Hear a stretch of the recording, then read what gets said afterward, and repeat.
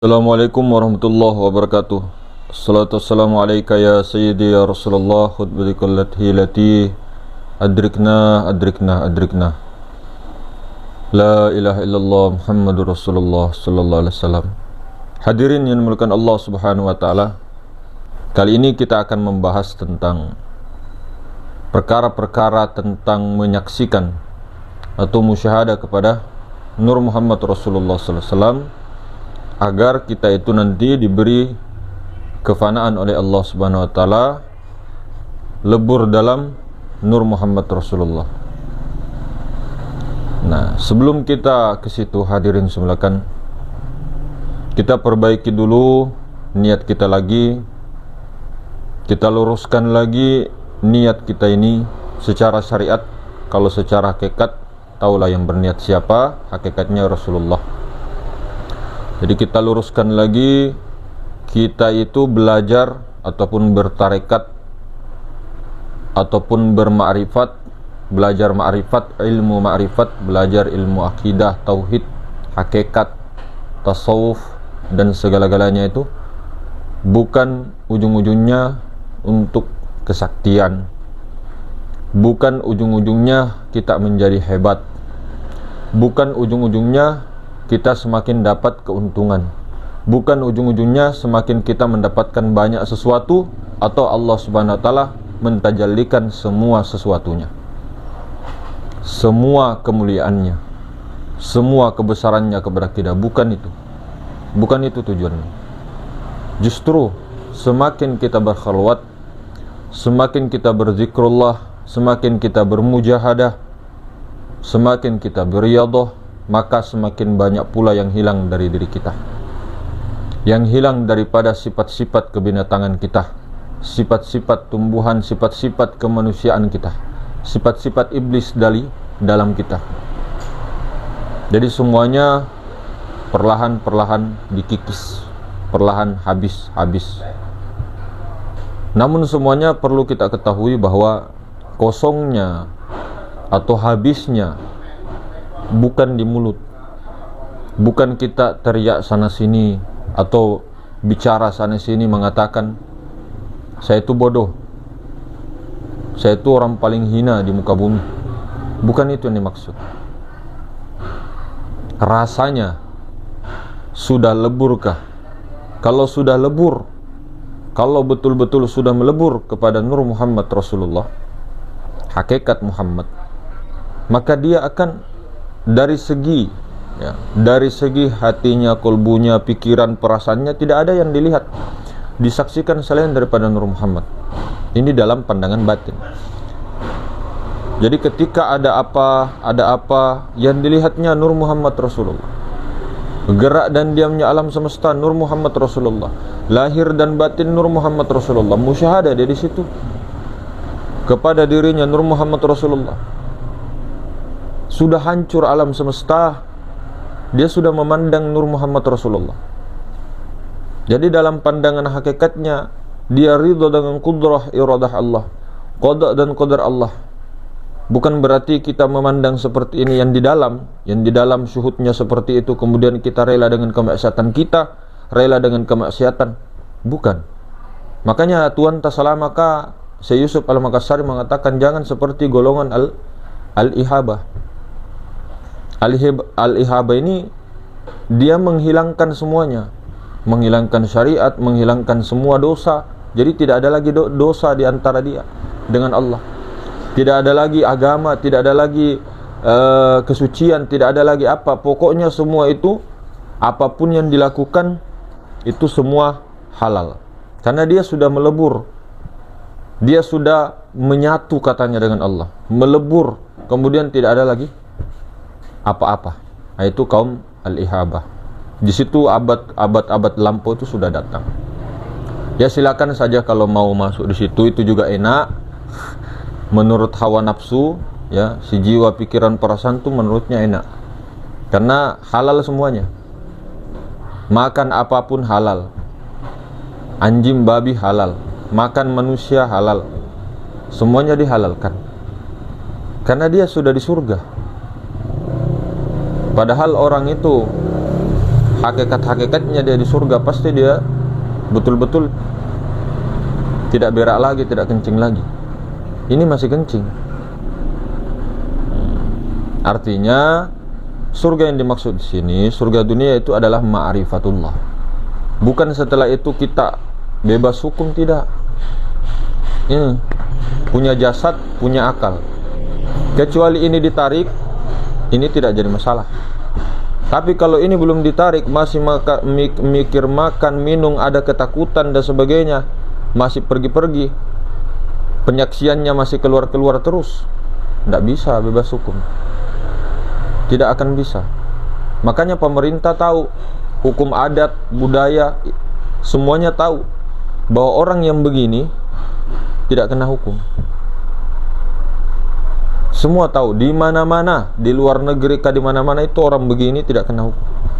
Kalau kita yang masih waras, ya, betul-betul jangan sengaja menghilang-hilangkan. Kacau dunia, kacau.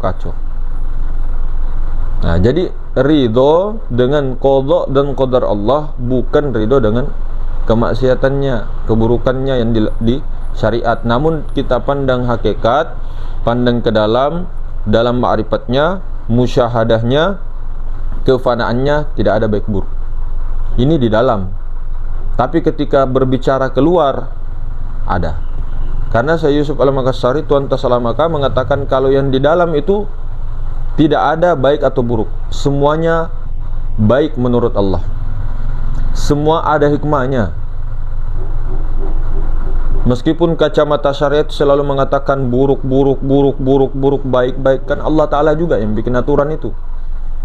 Syariat, hukum, adat, semua budaya itu semua hakikatnya kan Allah Ta'ala yang mentajalikan itu, hakikatnya. Semua berjalan dengan sunnatullah. Ada hikmahnya Allah Ta'ala membuat seperti itu. Nah, ini pandangan ke dalam. Jadi af'al Allah tidak ada buruk.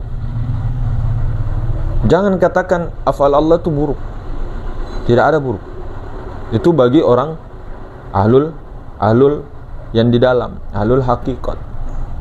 Bedanya ahlul hakikat dengan ahlul ihaba tadi. Ahlul hakikat itu ridho dengan qada dan qadar, tidak ridho dengan kemaksiatan. Jadi syariatnya tetap jalan. Dia melakukan secara syariat maksiat dan sebagainya, tetap istighfar. Namun dikembalikan lagi semuanya. Kembalikan.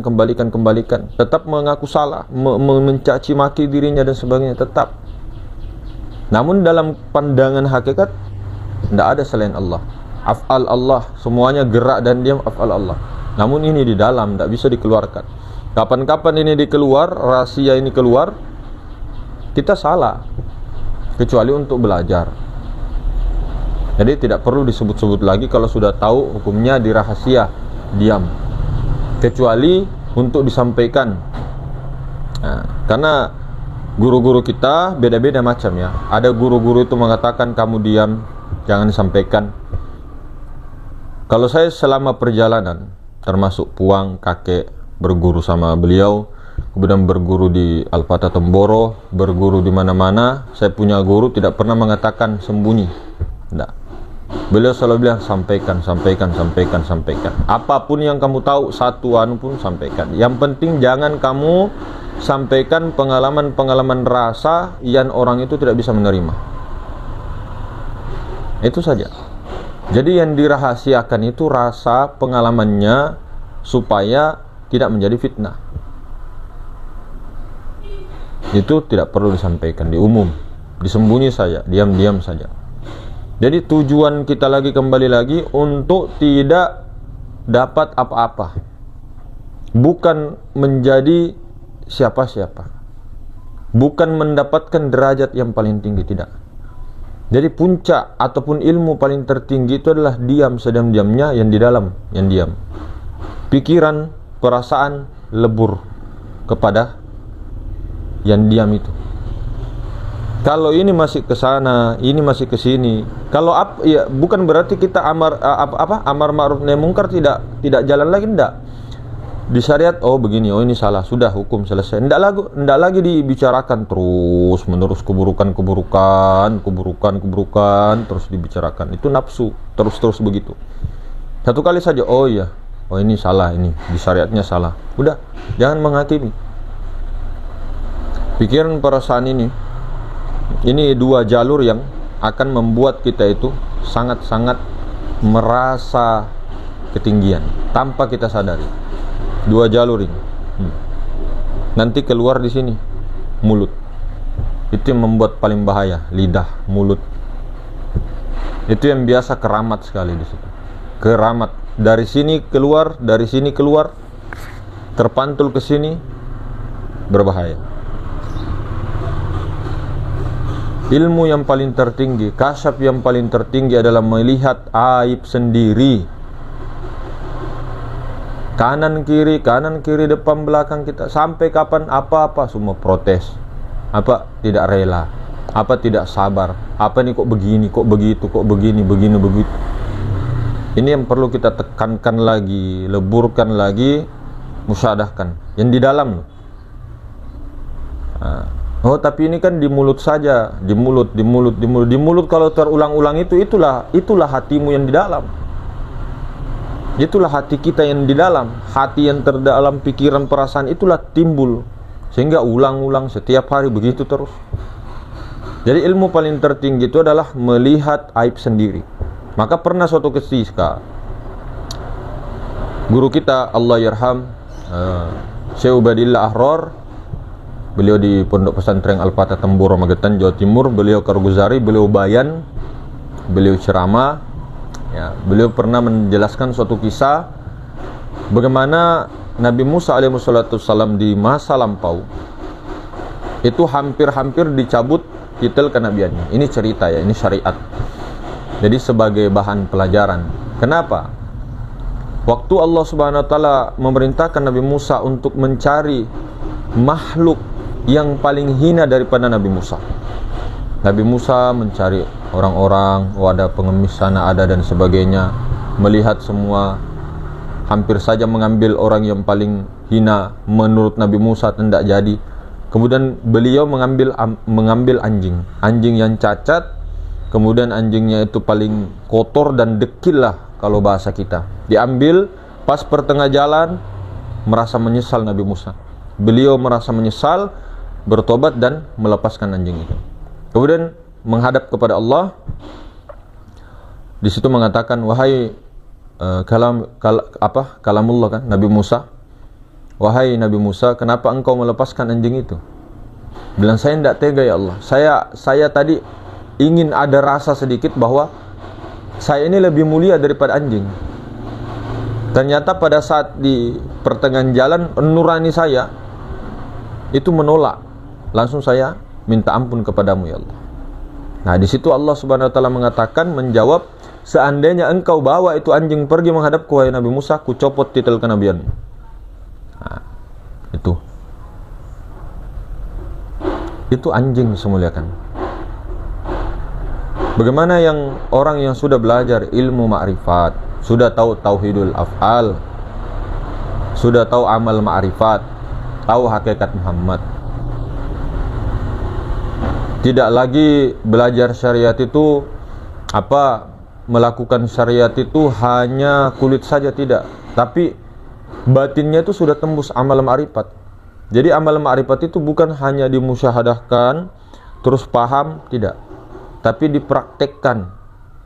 Dimusyahadahkan itu hanya dipandang, kemudian nanti lupa, dipandangkan lagi, lupa, pandang lagi Nur Muhammad. Itu sih gampang, di situ gampang. Tapi untuk prakteknya ke pikiran, perasaan, terpantul di mulut dan di perbuatan itu sangat sulit. Jadi di jalur kita, misal ada 7 pelajaran, satu pelajaran kita 7 hari ya. Sampai 7 pelajaran itu kan 49 hari kalau tidak ada yang bolong. Lanjutnya 49 hari lah. Nah itu semua sebenarnya bukan setelah kita selesai 7 pelajaran lalu selesai, tidak. Itu hanya teori dan praktek singkat sekali. Setelah 7 pelajaran kita ulangi terus sampai betul-betul meresap, sampai pikiran perasaan kita itu tidak tertuju kepada Allah, hanya tidak tertuju kepada selain Allah Subhanahu wa taala, lebur sediam-diamnya, fana di situ. Kemudian tujuan akhirnya nanti berakhlak dengan akhlak Allah. Itu sebenarnya tujuannya itu. Pikiran kosong selain daripada Allah, perasaan kosong selain daripada Allah. Oh, berarti kita tidak bisa kerja mas begini? Tidak. Ketika pekerjaan itu engkau sadarkan, leburkan kepada lillah, lillahi ta'ala, maka itu bukan dimaksud dunia. Yang penting itu tidak menghalangimu daripada lupa terus menerus kepada Allah. Bukan itu yang dimaksud. Bukan meninggalkan dan sebagainya, asbab dan sebagainya. Tidak. Terus. Nah, nanti ujung-ujungnya bagaimana sifat Muhammad, sifat yang terpuji, nampak kepada perbuatan.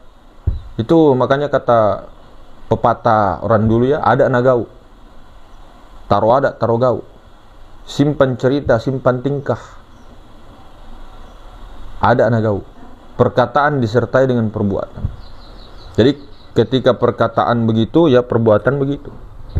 Jangan sampai ketika kita mengatakan musyahadah af'al Allah, kemudian ada seseorang membuat kita sakit hati misal, atau af'al, atau membuat kita af'al Allah, ceritanya kesana kemari af'al Allah.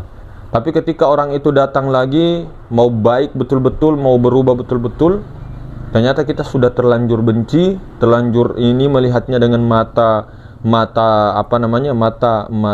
kehinaan. Nah, itu belum berpraktek yang secara sempurna. Yang dimaksud di situ bagaimana tidak menyaksikan betul-betul makhluk yang berbuat di situ. Jadi ketika minta maaf pun oke, kosong, tidak jadi masalah. Yang dibenci itu kan hanya maksiatnya secara syariat karena dia ikut oleh hawa nafsunya. Namun kita tarik ke dalam musyahadah kepada af'al Allah, musyahadah kepada Nur Muhammad. Jadi kalau kita tarik ke hakikat, tidak ada baik buruk. Hakikat loh ya. Tapi kalau syariat, oh ini salah, ini poinnya begini. Nah, ketika mau baik, jangan tolak, apalagi dendam. Ad-dinut tauhid, ad-dinur rahmah, ad-dinul Islam tidak mengajarkan seperti itu. Jadi bagaimana dengan amal ma'rifat ini? Musyahadahkan dulu, nanti ujung-ujungnya bertubuh Nur Muhammad. Jadi setelah menyelesaikan 7 pelajaran, kita fokuskan lagi, fokusnya begini. Bagaimana kita ini yang selalu bertubuhkan jasmani, mungkin kita begini. Kita itu mungkin satu kali diinikan 7 pelajaran itu langsung paham. 30 menit itu diinikan paham, teorinya paham, prakteknya juga untuk bertubuhkan Muhammad, bertubuhkan Allah gampang sekali. 1 detik bisa, 5 detik bisa, 1 menit bisa, macam-macam orang. Tapi ketika ini bisa tidak dijaga. Jadi ketika sudah 7 pelajaran, misal 49 hari, kita ulang lagi. Mulai dari bawah, kita bertubuhkan yang tadinya bertubuhkan Adam, bertubuhkan kita, jasmani, kita ganti seolah-olah kita bertubuhkan Nur Muhammad. Mana Nur Muhammad? Ruh, sifat 7. Jadi yang melihat, yang mendengar Nur Muhammad, ruh. Yang berbicara Nur Muhammad, yang dilihat juga begitu, zahir batin Nur Muhammad. Namun kita fokus ke batinnya. Jadi seolah-olah ya, jasmani ini lebur menjadi ruh. Jadi kita ini bertubuhkan ruh. Bertubuhkan ruh itu adalah bertubuhkan Rasulullah, bertubuhkan Nur Muhammad Rasulullah sallallahu alaihi wasallam. Jadi itu terus. Nanti kalau sudah bertubuhkan Nur Muhammad, nanti pandangi lagi, kosong, maha ruang itu pandangi, Nur Ilahi itu pandangi, Nur Ilahi itu. Kalau sudah bertubuhkanlah Nur Ilahi.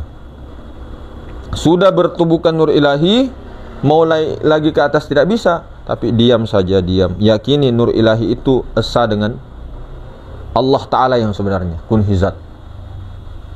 Sudah. Setelah itu, terakhirnya musyahadah saja terus Nur Muhammad. Tanazzulnya ke Nur Muhammad terus. Zahir batin Nur Muhammad, zahir batin Nur Muhammad, zahir batin Nur Muhammad.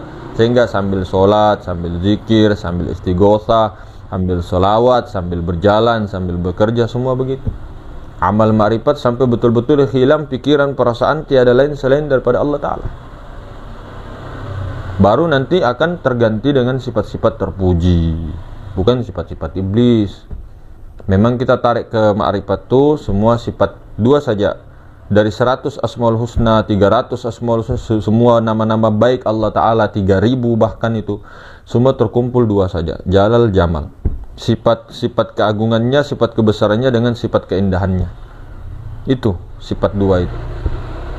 Nah itu kita musyahadakan, oh ketika dia orang datang bikin kasih marah-marah, oh ini sifat ininya, keindahannya sifat Jamal dan sebagainya.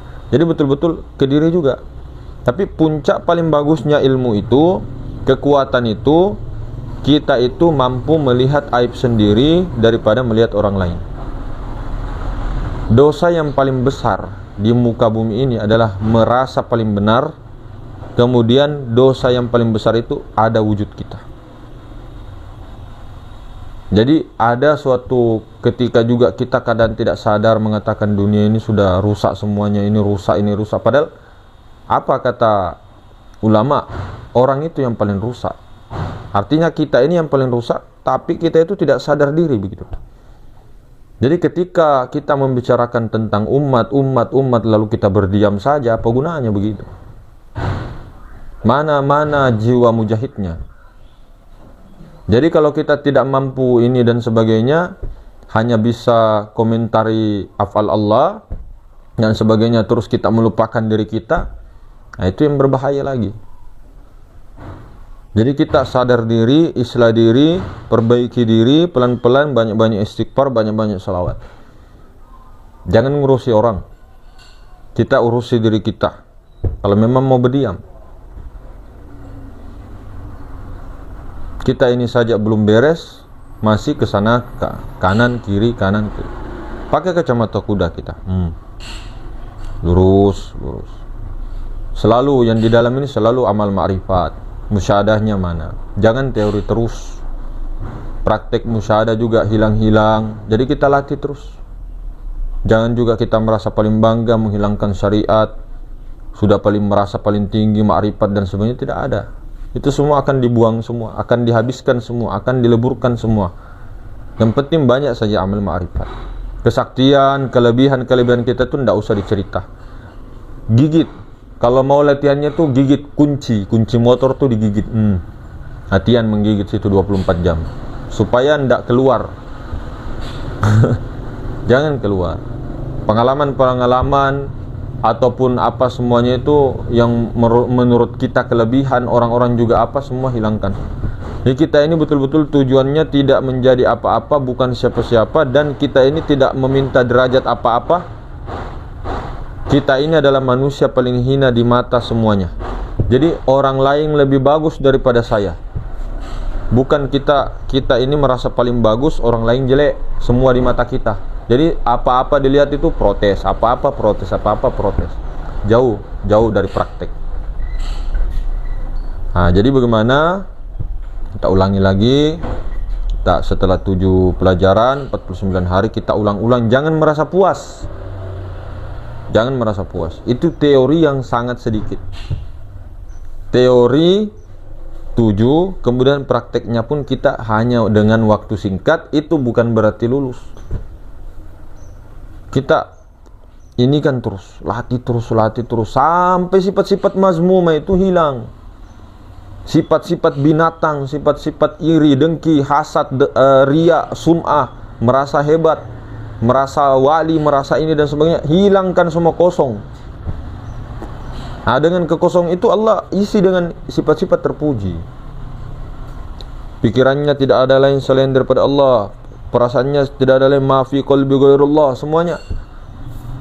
Jadi tidak ada tuh pikiran perasaan tuh nyangkut begitu, nyangkut untuk menceritakan ke makhluk. Nah ini kalau dipertahankan terus, na'udzubillah min dzalik, tidak meningkat. Jadi mungkin begitu hadirin semulakan. Namun semuanya memang sudah sunnatullah, sudah hukumnya seperti itu, di azali sudah tajalli begitu. Jadi kita lindungi diri kita, keluarga kita, orang-orang saudara-saudara kita dan lainnya, tanpa menghakimi, tanpa menjustis dan sebagainya. Kita tembak diri kita, ingat diri kita, kesalahan kita, aib kita sebagaimana banyaknya. Kalau orang tahu aib kita, tidak ada yang mau berteman dengan kita. Yakin, seperti aib saya semuanya Allah Ta'ala bongkar semua, tidak ada yang mau berteman, tidak ada yang mau panggil ini dan itu, tidak ada yang mau sebut nama saya. Semuanya kita ini. Jadi kita di dalam saja. Kalau tidak ada penyampaian dan sebagainya, paling enak itu memang diam kok di rumah, santai-santai dan sebagainya. Tapi karena mandat tidak bisa ditinggal. Dan itu sudah di azalinya sudah begitu. Tinggal bagaimana menjalani, kuat tidak menyaksikan afal Allah yang lain. Betul tidak ini belajarnya ma'rifat? Betul tidak dia yang mengatakan yakin kepada Allah dan sebagainya, Allah yang memberi manfaat mudarat? Betulkah tidak itu? Nah, disitulah nanti diuji terus sampai betul-betul kayaknya isbatul yakin, sehingga mantap di situ. Nah, daripada kita ke sana ke sini, kembali lagi. Semoga Allah Subhanahu wa taala mutu kebelantam mutukan terus, istiqomah dalam amal ma'rifat, melihat kejelekan diri kita sendiri. Amin. Amin ya rabbal alamin. Assalamualaikum warahmatullahi wabarakatuh.